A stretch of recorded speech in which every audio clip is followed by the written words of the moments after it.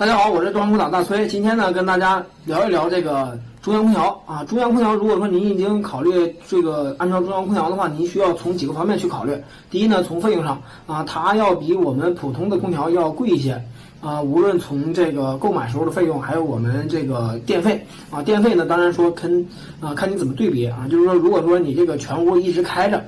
就是全部的空调都开着，跟我们一个中央空调去对比的话，电费呢没有太大区别。从效果上区分，中央空调的效果会更好，它不占用了我们的地面的面积，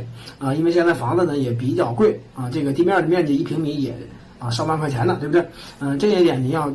可以去考虑中央效果呢会更好一点但是呢，中央空调都是需要吊顶的，您一定要记住全屋都要吊顶全屋吊顶呢，并不是说全屋整体都下来，而是说这个放置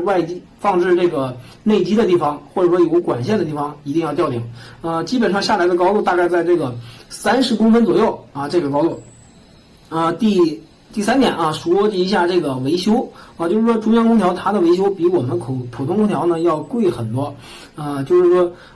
就像打个比方来讲，就像我们这个日常的一个清洗这个过滤网的话中央空调都要更费事儿一点。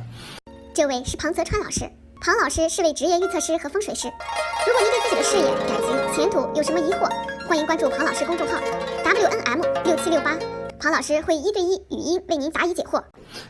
体验感是非常好的。大崔呢建议呢，就是说，如果说你的房子比较大经济条件比较好的话，考虑中央空调是没有问题的。如果说你经济实用，房子也不是特别大，